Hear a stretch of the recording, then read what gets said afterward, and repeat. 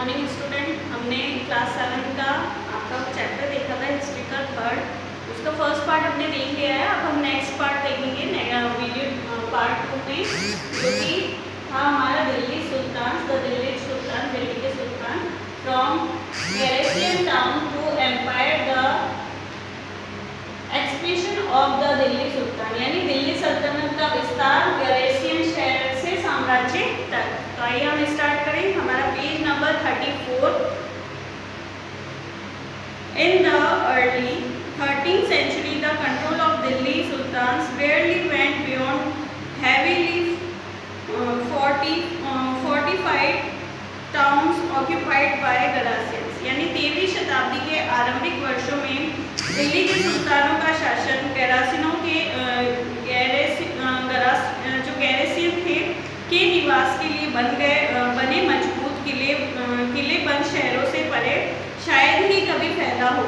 The sultan seldom controlled the hinterland of the cities and were therefore dependent upon trade, tribute और plunder of supplies, यानी कि जो शहरों से संबंध लेकिन उनसे दूर भीतरी प्रदेशों पर उनका नियंत्रण ना के बराबर था और इसलिए उन्हें आवश्यक सामग्री के लिए व्यापार के लिए और जो आवश्यक सामग्री को प्राप्त करने के लिए ये जो गैरेसियन टाउन का निर्माण किया गया था। Controlling garrison town in distant Bengal and side Sindh from Delhi was extremely difficult, यानी जो गैरेसियन टाउन थे उनका बंगाल और सिंध तक दिल्ली से बंगाल और सिंध तक उनका गैरेसियन टाउन का जो नियंत्रण कर पाना बहुत ही मुश्किल था। Rebellion war even bad weather could snap communication routes, यानी कि जो यहाँ तक कि जो खराब मौसम से भी उनसे संपर्क के नाजुक सूत्र छिन्न भिन्न हो जाते थे। Delhi authority was also challenged by Mughal invasion from Afghanistan and by governors who rebelled at any sign of the Sultan's weakness, यानी कि शासक को अफगानिस्तान से आने वाले हमलावरों और उन सूबेदारों से बराबर चुनौती मिलती रहती थी जो जरा सी कमजोरी का आभास मिलते ही विद्रोह का झंडा दिखा देते थे। The Sultanate barely survived their challenges, यानी कि इन चुनौतियों के चलते सल्तनत बड़ी मुश्किल से किसी तरह अपने आप को बचाए हुए थी। It's consideration occurred during the reign of Ghiyasuddin Balban and further expansion under Alauddin Khilji and Muhammad Tughlaq, यानी कि इसकी स्थापना गयासुद्दीन बलबन के शासनकाल में हुई थी और इसका विस्तार अलाउद्दीन खिलजी और मोहम्मद तुगलक के राज्यकाल में हुआ। The first set of campaigning along the internal fortifications of the Sultanate aimed at concentrating the hinterland of the Ghaznavian town, यानी कि सल्तनत की भीतरी सीमाओं में जो अभियान चले उनका लक्ष्य था गैरेसियन शहरों की पृष्ठभूमि में स्थित भीतरी शहरों की स्थिति को मजबूत करना। During this campaign forests were cleared in the Ganga Yamuna doab and hunter gatherers or pastoralist expelled from their habitat, यानी कि इन अभियानों के दौरान गंगा यमुना के दो आव से जंगल को साफ कर दिया गया और शिकारी संग्राहकों और चाराओं को उनके पर्यावास से खदेड़ दिया गया। These land were given to peasants and agriculture was encouraged, यानी कि ये जो किसानों को खेत दिए गए और कृषि को प्रोत्साहन दिया गया। New fortresses Garrison town and town were established to protect trade routes and to promote regional trade, यानी कि व्यापार मार्गों की सुरक्षा और क्षेत्रीय व्यापार की उन्नति नदी की खातें, नए किले, गैरसेन शहर और शहर बनाए गए। The second expansion occurred along the external frontier of the सल्तनत, यानी कि दूसरा विस्तार सल्तनत की बाहरी सीमा पर हुआ। Military expedition into southern Indian started during the reign of Alauddin Khalji and culminated with Muhammad Tughlaq, यानी कि दक्षिण भारत को लक्ष्य करके सैनिक अभियान शुरू हुए और ये अभियान मोहम्मद तुगलक के समय में अपनी चरम सीमा पर पहुंचे। इन देयर कैंपेन सल्तनत आर्मीज captured elephant, horses and slaves and carried away precious metal, यानी इन अभियानों में सल्तनत की सेनाओं ने हाथी, घोड़े, गुलाम और मूल्यवान धातुएं अपने कब्जे में ले ली। By the end of Muhammad Tughlaq reign, यानी कि reign 150 years after somewhat humble beginning, the armies of the Delhi Sultanate had marched across a large part of the subcontinent, यानी कि दिल्ली सल्तनत की सेनाओं की शुरुआत अपेक्षाकृत कमजोर थी, मगर 150 वर्ष बाद मोहम्मद तुगलक के राज्यकाल के अंत तक इस उपमहाद्वीप का विशाल क्षेत्र इसके युद्ध अभियानों के अंतर्गत आ चुका था। They had defeated rival armies and seized cities. The Sultanate collected taxes from the peasantry and dispensed justice in its region, यानी कि जो इसमें शत्रुओं की सेनाओं को परास्त किया जाता और शहरों पर कब्जा किया जाता था। इसके सूबेदार व प्रशासक मुकदमा में फैसले सुनाते थे और साथ ही किसानों से कर भी वसूल करते थे।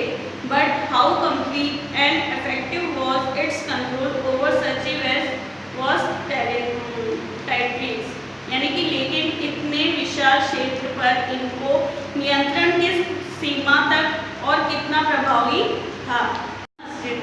A mosque is called a masjid in Arabic, literally a place where a Muslim prostrates the revenues of Allah, यानी कि एक मस्जिद एक ऐसा स्थान होता है जहाँ पर मुस्लिम लोग इकट्ठे होकर जो उनका अल्लाह है यानी उनका जो भगवान है उसके लिए सजदा करते हैं, यानी उसकी आराधना करते हैं।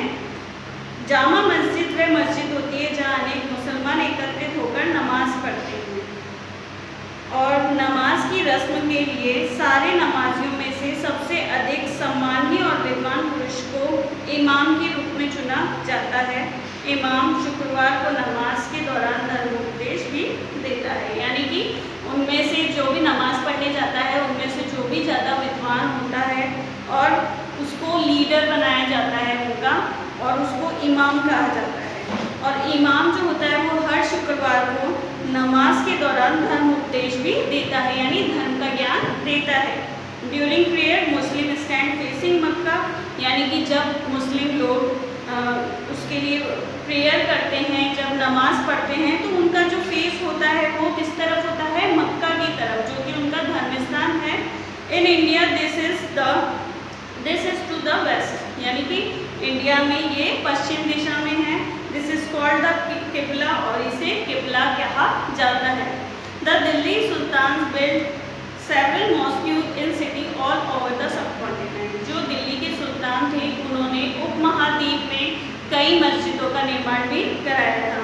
These demonstrated their claim to be protector for Islam and Muslims, इसमें उनके मुसलमान और इस्लाम के रक्षक होने के दावों को बल मिलता था। Mosques also help to create a sense of a community of believers who shared a belief system and a code of conduct, यानी कि समान आचार संहिता और आस्था का पालन करने वाले श्रद्धालुओं के परस्पर एक समुदाय से जुड़े होने का बोध उत्पन्न करने में भी मस्जिदें सहायक होती थी। It was necessary to reinforce this idea for a community because Muslims came from a variety of background, of background, यानी कि जो एक समुदाय का अंग होने के बोध को प्रबल करना जरूरी था, क्योंकि मुसलमान अनेक भिन्न भिन्न प्रकार के पृष्ठभूमि से आते थे। Compare figure 2, 3, 4 and 5 what similarity and differences do you notice amongst the mosques. यानी कि हमें पिक्चर नंबर 2, 3, 4 और 5 दी गई है, उसमें मस्जिदों के चित्र दिए गए हैं। उन चित्रों को देख के हमें ये पता लगाना है कि उसमें क्या क्या डिफरेंसेस है, क्या क्या बदलाव हैं। The mosques in figure 3, 4 and 5 show A evolution in architecture traditional the communicates in Shahjahan Mosque in Delhi. See figure number 7 in chapter 5। यानी कि ये जो पिक्चर नंबर 3, 4 और 5 दिया गया है, उसमें स्थापत्य को उस परंपरा के विकास दिखाई देता है जिसकी चरम सीमा हमें दिल्ली में शाहजहां की मस्जिद में दिखाई देती थी।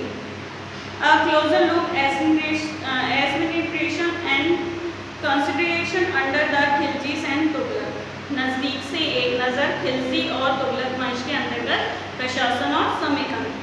The consideration of a kingdom was vast as the Delhi Sultanate needed rebel governors and administrations। यानी दिल्ली सल्तनत जैसे विशाल साम्राज्य के समेकन के लिए विश्वसनीय सूबेदारों तथा प्रशासकों की जरूरत थी। Rather than appointing aristocrats and landed chieftains and governors, the early Delhi sultans, especially Iltutmish, favored their special slaves purchased from the military service called बंदगन इन फारसी। यानी कि जो दिल्ली के आरंभिक सुल्तान विशेषकर जो इल्तुतमिश थे, उन्होंने सामंतों और जमींदारों के स्थान पर अपने विशेष गुलामों को सूबेदार नियुक्त करना अधिक पसंद करते थे। इन गुलामों को फारसी में बंदगा कहा जाता था। They were carefully trained to man some of the most important political offices in the kingdom। यानी कि तथा इन सैनिक सेवा के लिए खरीदा जाता था और उन्हें राज्य के कुछ बहुत ही महत्वपूर्ण राजनीतिक पदों पर काम करने के लिए बड़ी सावधानी से प्रशिक्षित किया जाता था। Since they were totally dependent upon their master, the Sultan could trust and read upon them। वे चूंकि पूरे तरह अपने मालिक पर निर्भर होते थे, इसलिए सुल्तान भी विश्वास करके उन पर निर्भर हो सकते थे। स्लेव रेदर देन सन, जो गुलाम होते हैं वो बेटों से ज़्यादा विश्वसनीय होते हैं। द सुल्तान वर एडवाइस, सुल्तानों को सलाह दी जाती थी। A slave who one has brought up and promoted must be looked after, for it needs a whole lifetime and good luck to find a worth and experienced slaves। Wise men have said that a worthy and experienced slave is better than a son। यानी कि जिस गुलाम को हमने पाला पोसा और आगे बढ़ाया है, उसकी हमें देखभाल करनी चाहिए, क्योंकि तकदीर अच्छी हो तभी पूरी जिंदगी में कभी ही योग्य और अनुभवी गुलाम मिलते हैं। बुद्धिमानों का कहना है कि योग्य और अनुभवी गुलाम बेटों से कहीं बढ़कर होता है। Can you think any reason why a slave would be better than a son? आप क्या सोच सकते हैं कि किस रीजन से, यानी किस कारण से जो गुलाम है वो बेटों से ज़्यादा अच्छे होते हैं। The Khiljis and Tughlaq continued to use bandga and also raised people for humble births who were often their clients to high political position।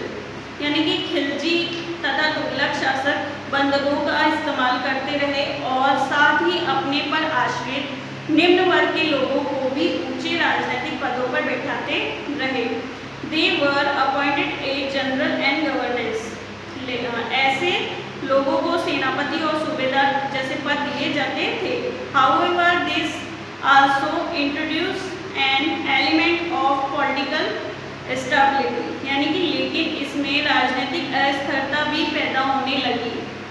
Slaves and clients were loyal to their master and patrons, यानी कि जो गुलाम और आश्रित अपने मालिकों और संरक्षकों के प्रति तो वफादार रहते थे, but not to their heirs, लेकिन उनके उत्तराधिकारियों के प्रति नहीं।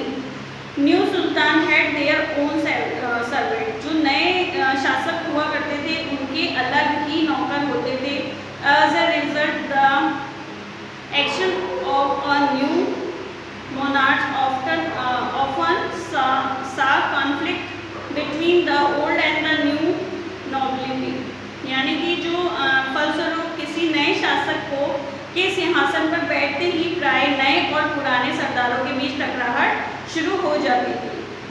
The patron of these humble people by the Delhi sultans also shocked many elect and the authors of Farsi Tariq criticized the Delhi sultans for appointing the low and base born the high office, यानी कि जो सुल्तान द्वारा निचले तबके के लोगों को संरक्षण दिए जाने के कारण उच्च वर्ग के कई लोगों को गहरा धक्का भी लगता था, और फारसी जो तारीख के लेखक न निचले खानदान के लोगों को ऊंचे पदों पर बैठाने के लिए दिल्ली के सुल्तानों की आलोचना भी करते थे।